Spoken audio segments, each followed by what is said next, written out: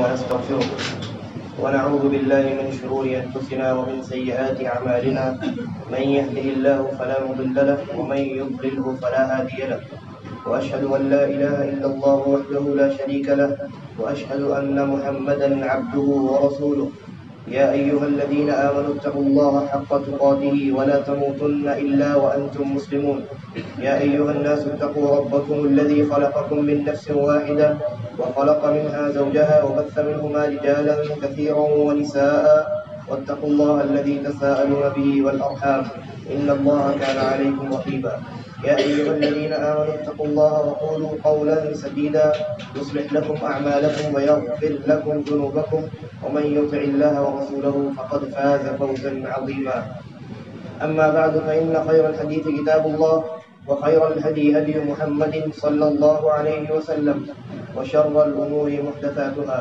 وكل محدثة بدعة وكل بدعة ضلالة وكل ضلالة في النار. ہر قسم کی حمد و ثنا تعریف و توصیف اللہ رب العالمین کے لیے لائق اور سزاوار ہے. درود و سلام نازل ہو نبی اکرم جناب محمد رسول اللہ صلی اللہ علیہ وسلم پر. نبی اکرم صلی اللہ علیہ وسلم نے ارشاد فرمایا کہ اس انسان کی ناک خاک آلود ہو،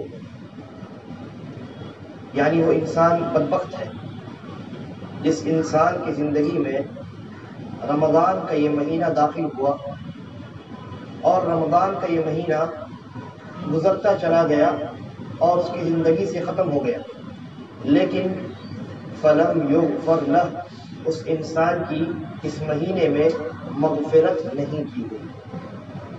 یعنی نبی اکرم صلی اللہ علیہ وسلم نے اس انسان کو بدنصیب قرار دیا ہے جسے رمضان المبارک کا یہ مہینہ حاصل ہو اور اس مہینے میں وہ اپنی مغفرت نہ کروا سکے اور یہ مہینہ ایسے ہی اس کی زندگی سے گزر جائے.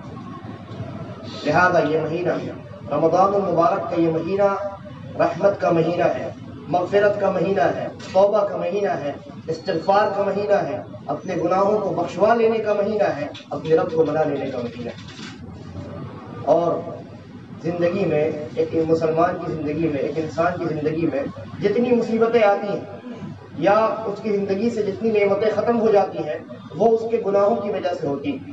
لہذا یہ مہینہ اللہ نے ہمیں اور آپ کو عطا کیا ہے تاکہ ہم اس مہینے میں اپنی مغفرت کرا لیں، اللہ رب العالمین کی نعمت کو ہم اپنے آپ سے چھیننے سے بچا لیں اور اپنی زندگی میں مصیبتوں کو آنے سے اپنے گناہوں کو بخشوانے کے ذریعے سے بچا سکیں. یہ جو مصیبتیں ہوتی ہیں زندگی میں آتی ہیں یہ ہمارے خود کے گناہوں کی وجہ سے ہوتی ہے. نبی اکرم اللہ رب العالمین کا ارشاد ہے وَمَا أَصَابَكُم مِّن مُّصِيبَةٍ فَبِمَا كَسَبَتْ أَيْدِيكُمْ، کہ جتنی مصیبتیں آتی ہیں تمہاری زندگی میں یہ سب تمہارے اپنے کرتوت کا نتیجہ ہوتی. تو مصیبتیں انسان کی خود کی گناہوں کی وجہ سے آتی اور انہی گناہوں کی وجہ سے اللہ تبارک و تعالی نعمتوں کو بھی چھین لیتا ہے، نعمتوں کو بھی انسان سے چھین لیتا ہے. اللہ رب العالمین کا فرمان ہے ذَلِكَ بِأَنَّ اللَّهَ لَمْ يَكُ مُغَيِّرًا نِعْمَةً أَنْعَمَهَا عَلَى قَوْمٍ حَتَّى يُغَيِّرُوا مَا بِأَنفُسِهِمْ. اللہ تبارک و تعالیٰ نے اگر کسی قوم کو انعام دیا ہے، احسان کیا ہے اس کے اوپر اس کو بہت ساری نعمتیں عطا کی ہیں تو وہ نعمتیں اللہ رب العالمین بغیر کسی وجہ کے اس سے چھینتا نہیں، یہاں تک کہ وہ لوگ اور وہ قوم خود اپنی حالت بدل لیں، خود اپنے آپ کو اس نعمت کے لائق بننے سے پیچھے ہٹا لیں، اپنے آپ کو اس نعمت کے مقابلے میں اتنا گرا لیں کہ اللہ تبارک و تعالیٰ اس نعمت کو اس انسان سے چھین لیں. لہذا انسان کی زندگی میں مصیبتیں آتی ہیں وہ انسان کے گناہوں کی وجہ سے، اور نعمتیں چھن جاتی ہیں یہ بھی انسان کے اپنے کرتوت کی وجہ سے ہوتی ہیں. سلف کے اندر یہ قول بہت مشہور تھا، بعض سلف کا یہ قول ہے کہ ما نزل البلاء الا بذنب وما رفع الا بالتوبہ، کہ مصیبتیں جو آتی ہیں زندگی میں انسان کی وہ صرف گناہوں کی وجہ سے آتی ہیں، اور یہ مصیبتیں اٹھتی کب ہیں جب انسان توبہ اور استغفار میں لگ جاتا ہے، جب اللہ رب العالمین کے سامنے وہ اپنے گناہوں کو بخشوانے کی کوشش میں لگتا ہے اللہ تبارک و تعالیٰ اس سے وہ بلا اور وہ مصیبت اور اس پریشانی کو اٹھا لیتا ہے. لہذا یہ مہینہ اللہ نے ہمیں اسی لیے عطا کیا ہے اس مہینے کو ہم غنیمت جانیں اور اس مہینے میں اللہ رب العالمین کو منانے کی کوشش کریں، اپنے گناہوں کو بخشوانے کی کوشش کریں، اس لیے کہ پتہ نہیں کب ہمارے لیے توبہ اور استغفار کا دروازہ بند کر دیا جائے۔ اور آپ کو معلوم ہونا چاہیے کہ مسلمان کی زندگی میں دو ایسے مواقع ہیں کہ جب اس کے توبوں کو قبول نہیں کیا جائے گا۔ ان میں سے ایک موقع وہ ہے جس کے متعلق نبی اکرم صلی اللہ علیہ وسلم نے ارشاد فرمایا کہ لا تنقطع التوبہ حتى تطلع الشمس من مغربها۔ یہ سنن دارمی، ابن ماجہ، ابو داؤد، بہت ساری حدیثوں کی کتاب میں یہ روایت موجود اور حسن اور صحیح۔ اللہ کے نبی صلی اللہ علیہ وسلم نے ارشاد فرمایا کہ توبہ کا دروازہ اس وقت تک بند نہیں ہوگا، یعنی توبہ قبول ہونا اس وقت تک بند نہیں ہوگا جب تک یہ جو سورج ہے جو مشرق سے نکلتا ہے یہ مغرب سے نہ نکل جائے۔ یعنی سورج جب الٹا نکلے گا، جس دن دنیا میں لوگ صبح اٹھیں گے اور سورج کو دیکھیں گے کہ وہ الٹا نکل رہا ہے، اس دن توبہ کا دروازہ بند کر دیا جائے گا۔ اب گناہوں کے کرنے کے بعد توبہ کا کوئی موقع انسان کو نہیں عطا کیا جائے گا۔ وہ رو لے، گڑگڑا لے اور راتوں کو جاگ لے، دن کو روزہ رکھ لے، بہت عبادات انجام دے لے، لیکن اللہ کے سامنے اگر وہ توبہ کے لیے کھڑا ہوگا، اللہ تبارک و تعالیٰ اس کے توبے کو قبول نہیں کرے گا۔ تو یہ موقع ہوا۔ اور دوسرا موقع جس کے متعلق نبی اکرم صلی اللہ علیہ وسلم نے ارشاد فرمایا، یہ بھی سنن ترمذی وغیرہ کی حسن روایت ہے کہ ان اللہ ليقبل توبة العبد ما لم يغرغر۔ اللہ تبارک و تعالیٰ بندے کی توبہ قبول کرتا رہتا ہے۔ بندہ اپنی زندگی میں گناہ کرتا ہے، توبہ قبول کرتا رہتا ہے اللہ تبارک و تعالیٰ۔ اور یہاں رکیے، ایک دوسری حدیث بیان کرتا ہوں۔ نبی اکرم صلی اللہ علیہ وسلم نے ارشاد فرمایا کہ ایک بندہ گناہ کرتا ہے اور گناہ کرنے کے بعد پھر توبہ کرتا ہے، اللہ سے اپنے گناہ کی مغفرت کا طلبگار ہوتا ہے۔ پتہ ہے اللہ رب العالمین کیا کہتا ہے؟ اللہ رب العالمین کہتا ہے کہ میرے اس بندے نے گناہ کیا اور گناہ کرنے کے بعد اس نے مجھ سے توبہ کی ہے، یہ جان کر کہ اس کا کوئی رب ہے جو اس کے گناہوں کو بخش سکتا ہے، اور اگر وہ نہ بخشے تو اس کے گناہوں پر اس کی پکڑ کر سکتا ہے۔ اللہ رب العالمین کہتا ہے میں اپنے بندے کے گناہ کو اس لیے بخش دیتا ہوں، اس لیے کہ یہ سوچ اور یہ تصور اس کے ذہن میں ہوتا ہے، اور پھر وہ بندہ گناہ کرتا ہے، پھر وہ توبہ کرتا ہے، پھر میں اس کے گناہ کو بخش دیتا ہوں، اس لیے کہ وہ جانتا ہے کہ میرا کوئی رب ہے جو میرے اس گناہ پر پکڑ کر سکتا ہے، اور وہی میرے اس گناہ پر میری معافی کر سکتا ہے، مجھے بخش سکتا ہے۔ پھر تیسری مرتبہ یہی ہوتا ہے، اور اللہ کے نبی صلی اللہ علیہ وسلم نے کہا کہ اللہ تبارک و تعالیٰ تیسری مرتبہ کہتا ہے کہ میں نے تجھے بخش دیا، تو جو چاہے کر۔ یعنی کیا مطلب ہوا؟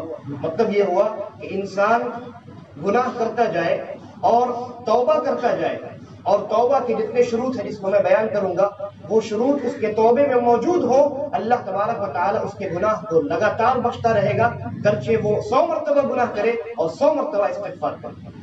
اس لیے کہ انسان اور اللہ کا جو بندہ ہے، یہ جو بنی آدم ہے، یہ خطا کا پتلا ہے۔ اللہ کے نبی صلی اللہ علیہ وسلم نے ارشاد فرمایا کل بنی آدم خطاء۔ بنی آدم انسان بہت زیادہ خطا کرنے والا ہے۔ اندازہ لگائیے، اگر اللہ یہ کہتا ہے کہ 3 مرتبہ گناہ کرو گے، 4تھی مرتبہ میں قبول نہیں کروں گا، تو کیا حال ہوگا؟ ہم دن بھر میں 100 مرتبہ گناہ کرتے ہیں، اللہ رب العالمین کہتا ہے تم 100 مرتبہ گناہ کرو، 100 مرتبہ مجھ سے توبہ کرو اخلاص کے ساتھ، توبہ کے تمام شروط تمہارے اندر ہونے چاہیے، میں توبہ کو قبول کرنے کے لیے تیار ہوں۔ بلکہ دوسری حدیث کے اندر نبی اکرم صلی اللہ علیہ وسلم نے ارشاد فرمایا کہ اللہ تبارک و تعالیٰ کہتا ہے کہ اگر میرا وہ بندہ جس کی زندگی میں شرک نہیں ہے، وہ اگر آسمان کے برابر بھی گناہ لے کر میرے پاس آئے تو میں اتنے ہی مقدار میں اسے توبہ دیتا ہوں، یعنی اس کے گناہوں کو معاف کرتا ہوں اور اس کے لیے بخشش کا معاملہ کرتا ہوں۔ سبحان اللہ العظیم۔ لہٰذا یہ مہینہ توبہ کا ہے، استغفار کا ہے، اپنے گناہوں کو بخشوا لینے کا۔ تو میں بیان کر رہا تھا، نبی اکرم صلی اللہ علیہ وسلم نے ارشاد فرمایا کہ اللہ تبارک و تعالیٰ بندے کے توبے کو برابر قبول کرتا رہتا ہے۔ وہ گناہ کرتا ہے، توبہ کرتا ہے، اللہ رب العالمین قبول کرتا ہے، لیکن پھر ایک ایسا موقع آتا ہے کہ اس کے بعد اللہ تبارک و تعالیٰ گناہ کے توبے کو قبول نہیں کرتا۔ وہ موقع کون سا ہے؟ اللہ کے نبی نے کہا ما لم یغرغر، یہاں تک کہ وہ انسان حالت موت میں چلا جائے اور روح اس کے حلق تک پہنچ جائے۔ جب انسان کی موت کا عالم ہوگا اور روح اس کے حلق تک پہنچ جائے گی، اس کی زبان سے آواز نہیں نکلے گی، اگر اس وقت انسان اپنے گناہوں کو یاد کر کے اللہ رب العالمین سے سچی توبہ بھی کرے، اللہ تبارک و تعالیٰ قبول نہیں کرے۔ لہذا یہ موت کا وقت کب ہماری زندگی میں آ جائے، ہم دیکھتے ہیں کہ وہ لوگ جو پچھلے رمضان ہمارے ساتھ تھے آج ہمارے ساتھ نہیں ہیں۔ وہ ہمارے بھائی جو ہمارے بغل میں کھڑے ہو کر رمضان میں تراویح کی نماز ادا کیا کرتے تھے آج ہماری زندگی میں وہ موجود نہیں ہے، بلکہ آج کل جو ہمارے ساتھ موجود تھے آج بہت سارے ایسے لوگ ہیں جو اللہ کو پیارے ہو چکے ہیں اور اس دنیا سے چلے جا چکے ہیں۔ لہذا یہ وقت اور یہ گھڑی اور موت کا یہ لمحہ کب ہماری زندگی میں آ جائے ہمیں اور آپ کو اس کا اندازہ نہیں۔ لہذا گناہوں سے اور لغزشوں سے اور خطاؤں سے توبہ اور استغفار کا یہ معاملہ زندگی بھر اور ہر دن اور ہر لمحے ہمیں کرنا چاہیے اور اللہ رب العالمین سے اپنے گناہوں کو بخشوانے کی کوشش میں لگے رہنا چاہیے۔ چنانچہ یہ دو مواقع ہیں، ایک تو جب سورج مغرب سے نکلے گا تو توبہ کا دروازہ بند ہو جائے گا، اور جب انسان کی موت کی گھڑی ہوگی اور یہ جو روح ہے یہ حلق تک پہنچ جائے گی یعنی اب نکلے گی، اس وقت اگر انسان توبہ کرے اللہ تبارک و تعالیٰ اس کے توبے کو قبول نہیں کرے۔ اس کے بعد انسان گناہ کرتا ہے، گناہ کرنے کے بعد اس کے اوپر لازم اور واجب ہے کہ وہ توبہ کرے۔ لیکن اگر کوئی انسان گناہ کرنے کے بعد توبہ کرنے میں تاخیر کرتا ہے، مثال کے طور پہ صبح اس نے فجر کی نماز نہیں پڑھی، سویا رہ گیا جان بوجھ کر کے، 10 بجے اٹھ کر فجر کی نماز پڑھتا ہے لیکن توبہ نہیں کرتا۔ توبہ کب کرتا ہے؟ توبہ کرتا ہے وہ مغرب کے وقت میں۔ ایسے انسان کو ڈبل گناہ ہے۔ امام ابن القیم رحمہ اللہ لکھتے ہیں کہ ایک انسان جب توبہ کرتا ہے، جب انسان گناہ کرتا ہے تو اس انسان پر واجب ہے کہ وہ فوراً توبہ کرے۔ اگر وہ گناہ کرتا ہے تو اس کے نامہ اعمال میں اس گناہ کے بدلے میں جو گناہ ہے یعنی اس معاصی اور اس بد عمل کے نتیجے میں جو گناہ ہے وہ تو لکھا جاتا ہے، اس برے عمل کے نتیجے میں جو گناہ ہے اس کے نامہ اعمال میں وہ تو لکھا جاتا ہے، لیکن ساتھ ساتھ اگر وہ انسان توبہ کرنے میں تاخیر کرتا ہے تو اس تاخیر کرنے کا بھی گناہ اس کے نامہ اعمال میں لکھا جاتا ہے۔ لہذا جیسے ہی انسان گناہ کرے فوراً اسے چاہیے کہ وہ توبہ کرے۔ اگر اس نے فوراً توبہ نہ کی ہو تو ایسی صورت میں اس کے نامہ اعمال میں گرچہ وہ گناہ جو اس نے کیا تھا وہ گناہ اس کے لیے بخش دیا جائے، نامہ اعمال سے وہ ختم کر دیا جائے، لیکن تاخیر کرنے کا گناہ باقی رہ سکتا ہے۔ لہذا گناہ کرنے کے بعد فوراً توبہ کرنا چاہیے، اور اگر تاخیر ہوئی ہو تو اس تاخیر کے لیے بھی اللہ تبارک و تعالیٰ سے مغفرت کا انسان کو طلبگار ہونا چاہیے۔ اس کے بعد یہ جو توبہ ہے، گناہ کرنے کے بعد انسان جو توبہ کرتا ہے یہ توبہ کون سی ہونی چاہیے، یہ توبہ کیسی ہونی چاہیے، اور وہ کون سی توبہ ہے جس کو اللہ تبارک و تعالیٰ قبول کرے گا۔ علماء نے قرآن و سنت کی روشنی میں توبہ کے 3 شرائط ذکر کیے۔ یہ تینوں شرائط اگر توبہ کے اندر موجود ہے تو وہ توبہ قابل قبول ہے، اور اگر نہیں ہے تو وہ توبہ اللہ رب العالمین قبول کرنے والا نہیں۔ وہ 3 شرائط کون سے ہیں؟ پہلی شرط، سب سے پہلی شرط ہے کہ جس گناہ سے انسان توبہ کر رہا ہو اس گناہ کو چھوڑنے کے بعد توبہ کرے۔ ایسا نہیں ہے کہ کوئی انسان سگریٹ پیتا ہو اور پھر وہ آج توبہ کرے اور سگریٹ پیتے پیتے توبہ کرے، اس توبے کا کوئی اعتبار نہیں ہے۔ تو پہلی چیز، انسان جس گناہ سے توبہ کرے اس گناہ سے انسان کو دور ہو جانا ہے، اس گناہ کو ترک کرنے کے بعد توبہ کرنا ہے، یہ پہلی شرط ہے۔ اور دوسری شرط یہ ہے کہ انسان نے وہ جو گناہ انجام دیا ہے اس گناہ پر اس انسان کو نادم ہونا چاہیے۔ وہ انسان ندامت کا، شرمندگی کا احساس اپنے دل میں پیدا کرے کہ میں نے اپنے رب کی نافرمانی کر دی، میرا وہ رب، میرا وہ اللہ جس نے میری زندگی کو سنوار دیا ہے، میری زندگی کو خوبصورت بنا دیا ہے، دیکھنے کے لیے آنکھ اور چکھنے کے لیے منہ، سننے کے لیے کان اور سونگنے کے لیے ناک عطا کیا ہے، یہ بنیادی چیزیں ہیں، اور ہمیں زندگی گزارنے کے لیے اللہ رب العالمین نے سانس عطا کی ہے، اور اس کے علاوہ بہت ساری نعمتیں ہیں، ہم نے اپنے اس رب کی نافرمانی کی۔ لہذا انسان کو شرمندگی کا احساس ہونا چاہیے، ندامت کا احساس ہونا چاہیے، گناہ کو چھوڑنے کے بعد، گناہ پر شرمندگی کے بعد تب انسان توبہ کرے۔ یہ 2 شرائط ہوں گی۔ اور تیسری شرط یہ ہے کہ انسان توبہ کرنے کے وقت مکمل اور پکا ارادہ کرے کہ آئندہ اس گناہ کو دوبارہ انجام نہیں دے گا، آئندہ دوبارہ مستقبل میں، فیوچر میں اس گناہ کو دوبارہ انجام نہیں دے گا۔ اگر کسی انسان نے یہ نیت کی ہے کہ میں نے گناہ کیا، توبہ کر لیا، پھر بعد میں دیکھا جائے گا، پھر کر لوں گا، ایسے توبے کا کوئی اعتبار نہیں، ایسے توبے کا کوئی اعتبار نہیں ہے۔ بعض لوگ یہ سمجھتے ہیں کہ رمضان کا مہینہ آیا ہے شراب چھوڑ دیتے ہیں، نمازوں میں لگ جاتے ہیں، فحاشی چھوڑ دیتے ہیں، سگریٹ نوشی چھوڑ دیتے ہیں، گل تمباکو وغیرہ چھوڑ دیتے ہیں، رمضان کا مہینہ جیسے ہی ختم ہوگا پھر سے تمام چیزیں شروع ہو جائیں گی. ایسے لوگوں کی توبہ اللہ تبارک و تعالیٰ قبول نہیں کرنے والا ہے. اس لیے کہ توبہ کے اندر تیسری شرط کیا ہے کہ یہ مکمل اور پکا ارادہ ہونا چاہیے کہ دوبارہ اس گناہ کو میں انجام نہیں دوں گا. جبکہ اس انسان کے ارادے میں یہ چیز شامل ہے کہ یہ مہینہ گزرے گا اور پھر سے اس چیز کو انجام دینا شروع کروں. تو یہ 3 شرائط ہیں. ان تینوں شرائط کی موجودگی توبے میں ضروری ہے. اگر ان تینوں شرائط میں سے کوئی بھی ایک شرط موجود نہ رہی تو اس انسان کی توبہ قبول نہیں ہو سکتی. اللہ رب العالمین کا فرمان ہے وَإِذَا فَعَلُوا فَاحِشَةً أَوْ ظَلَمُوا أَنفُسَهُمْ ذَكَرُوا اللَّهَ کہ جو مومنین بندے ہیں اللہ کے، وہ جب گناہ کرتے ہیں، کوئی فحش کام کرتے ہیں تو فوراً اللہ کو یاد کرتے ہیں. ذَكَرُوا اللَّهَ فَاسْتَغْفَرُوا لِذُنُوبِهِمْ اور فوراً اپنے رب سے اپنے اس گناہ پر استغفار طلب کرتے ہیں.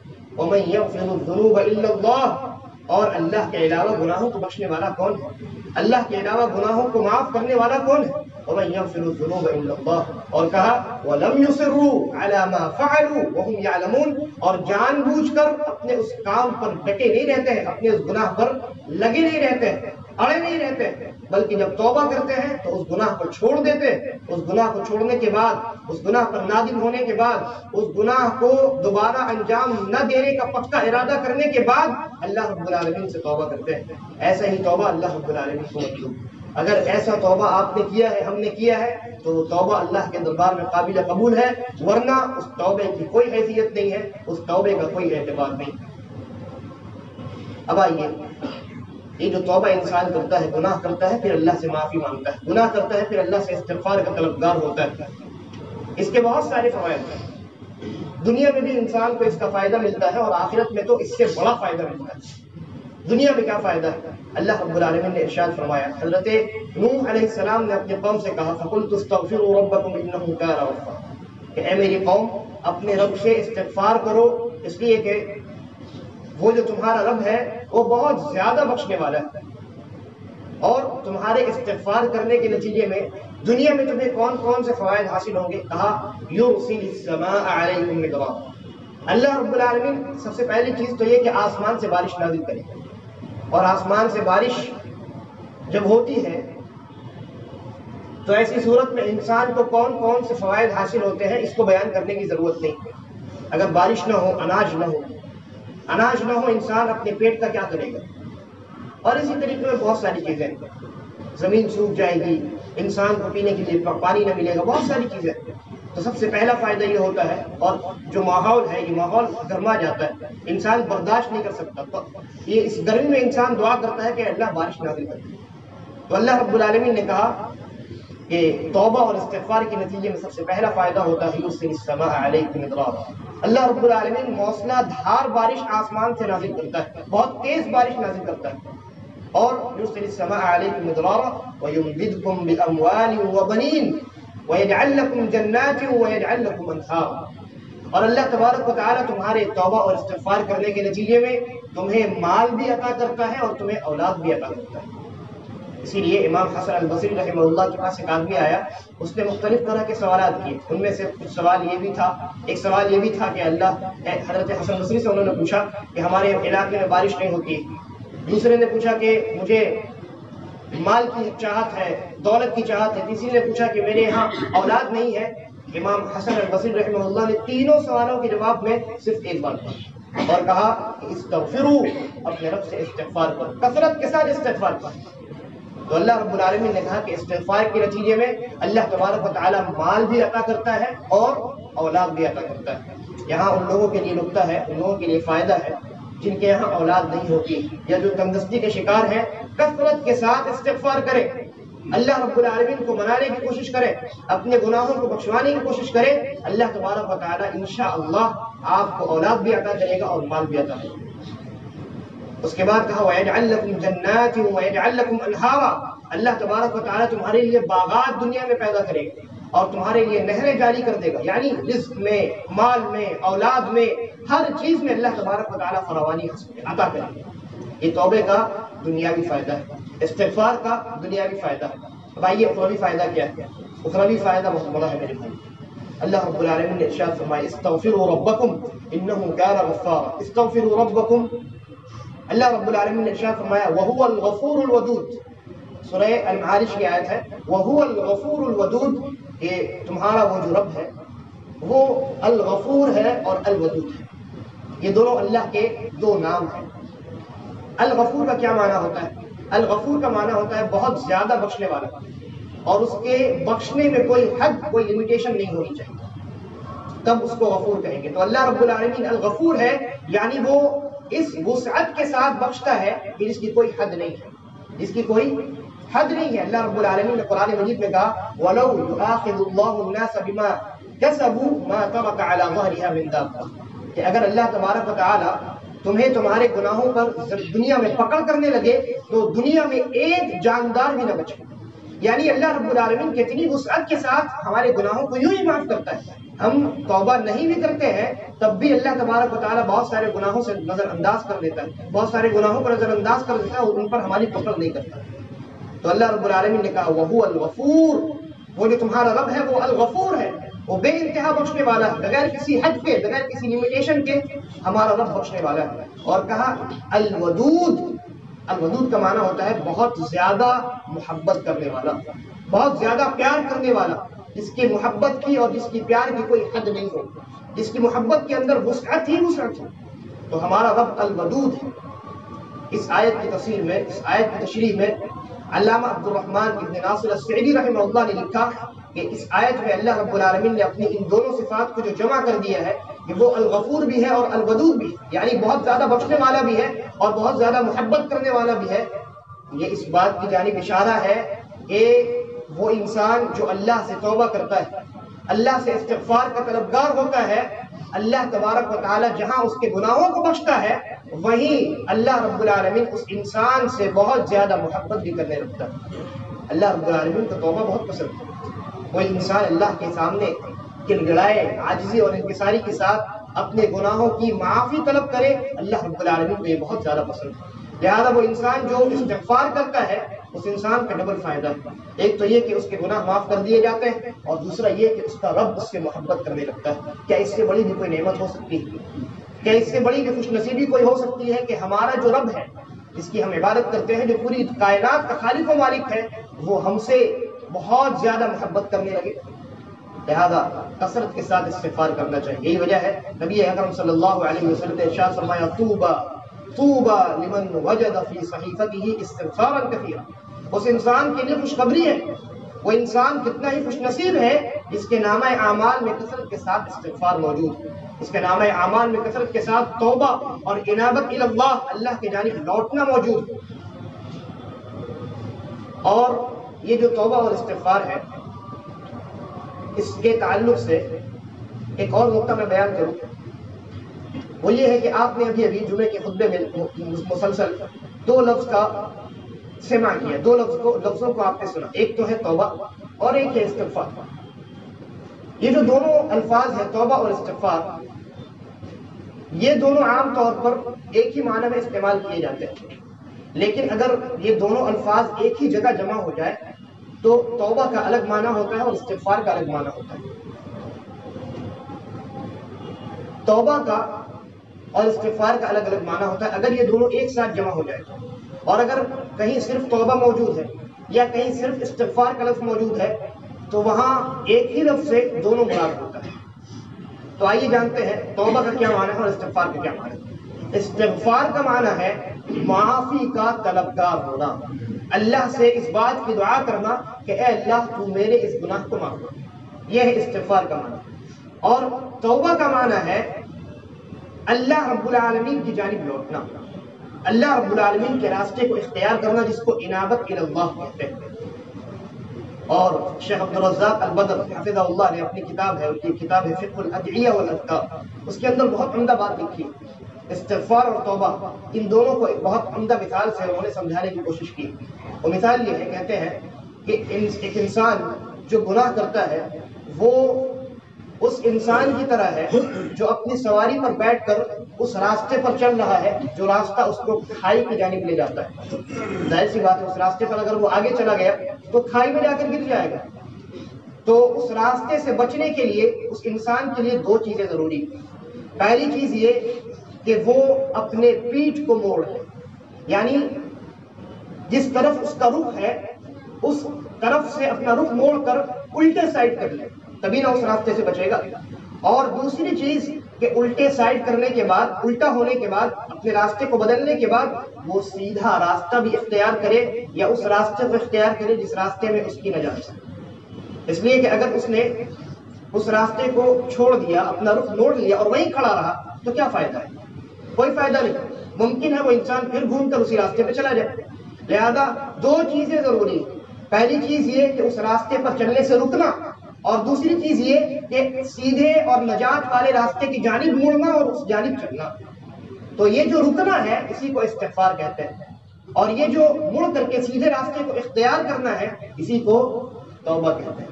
تو یہ توبہ اور استغفار ہے۔ لہذا یہ دونوں چیزیں اگر ایک ساتھ موجود ہو کسی آیت میں تو یہ دونوں معنی الگ الگ مراد ہوتا ہے، لیکن اگر کسی آیت میں صرف توبہ ہے اور کسی آیت میں صرف استغفار ہے تو یہ دونوں معنی ایک ساتھ مراد ہوتے ہیں۔ بہرحال میں بیان کر رہا تھا توبے کے فوائد۔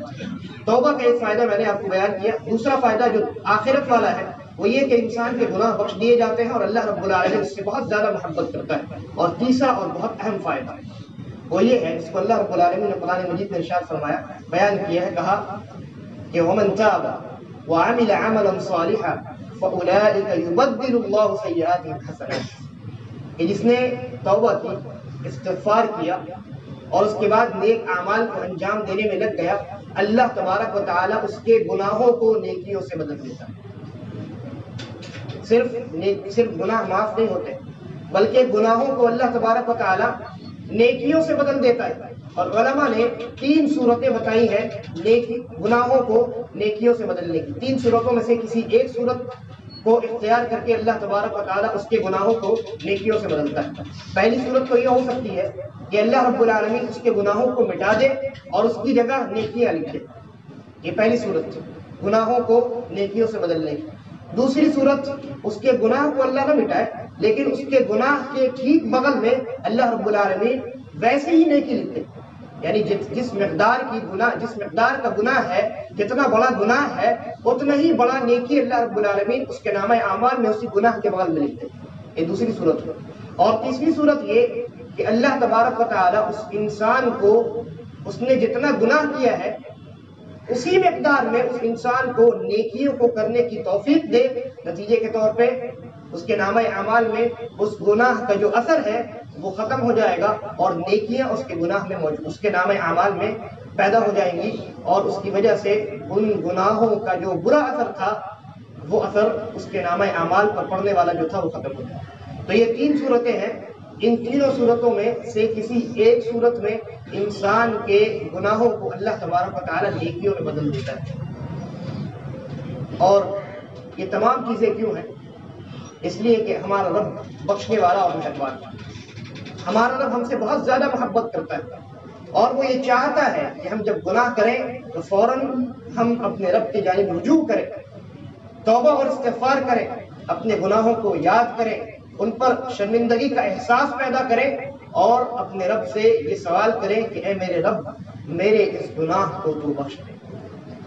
ایک مسلمان سے اللہ تبارک و تعالیٰ اس چیز کا طلبگار ہے، یہ چاہتا ہے، اللہ رب العالمین کی یہ چاہت ہے، یہ خواہش ہے کہ میرا بندہ مجھ سے آ کر اپنے گناہوں کی معافی طلب کرے۔ اور جیسا کہ میں نے بتایا، اللہ تبارک و تعالیٰ اپنے اس بندے سے جو گناہ کرنے کے بعد استغفار کرتا ہے بہت زیادہ خوش ہوتا ہے اور بہت زیادہ محبت کرنے لگتا ہے۔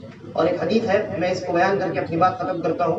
نبی اکرم صلی اللہ علیہ وسلم نے ارشاد فرمایا کہ ایک انسان جو جنگل میں جا رہا ہوتا ہے اور جاتے جاتے کہیں سستانے کے لیے کسی پیڑ کے نیچے وہ لیٹ جاتا ہے، اور اپنی جو سواری ہوتی ہے، چاہے اونٹ ہو یا گدھا یا گھوڑا ہو، کچھ بھی ہو، جس کے اوپر اس کے کھانے پینے کا سارا ساز و سامان اور پورے سفر کا جو سامان ہوتا ہے وہ اس کے اس سواری پر موجود ہوتا ہے، وہ وہاں لیٹ جاتا ہے، اور جب اس کی آنکھ کھلتی ہے تو دیکھتا ہے کہ اس کا گھوڑا غائب ہے، اس کی سواری غائب ہے، اس کے کھانے پینے کا سامان مکمل تمام چیزیں جس کے اوپر موجود تھی وہ پوری کی پوری چیز غائب ہے۔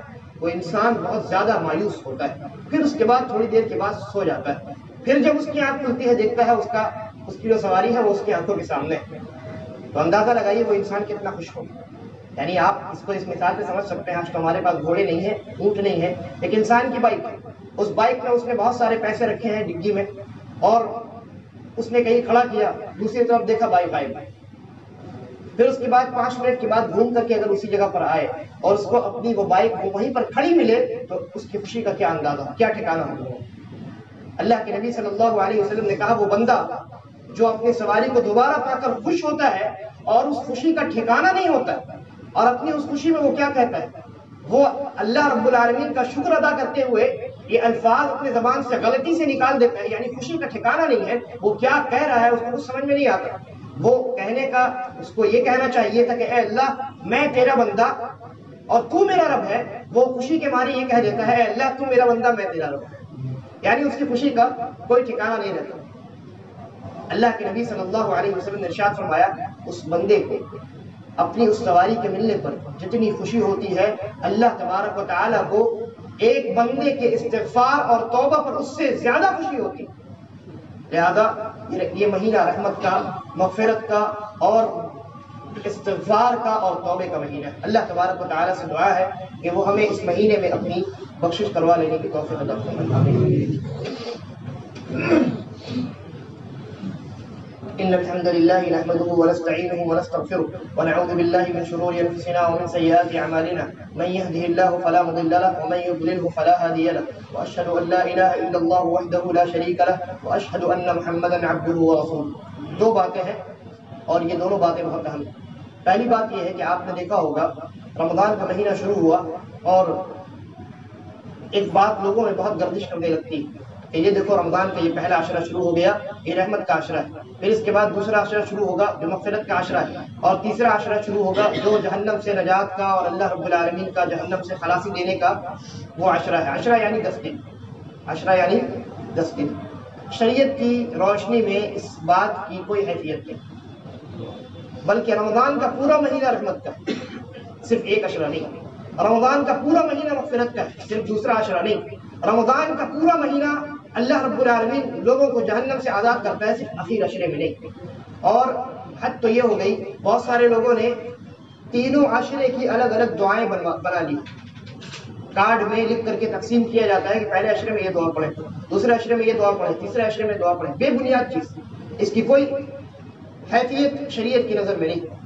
بلکہ جیسا کہ میں نے کہا رمضان کا پورا عشرہ رحمت کا، رمضان کا پورا عشرہ مغفرت کا، رمضان کا پورا عشرہ اللہ رب العالمین لوگوں کو جہنم سے آزاد کرتا رہتا ہے. آپ نے وہ حدیث سنی ہوگی غالباً فضائل رمضان میں کہ اللہ رب العالمین لوگوں کو ہر دن اور ہر رات جہنم سے آزاد کرتا ہے.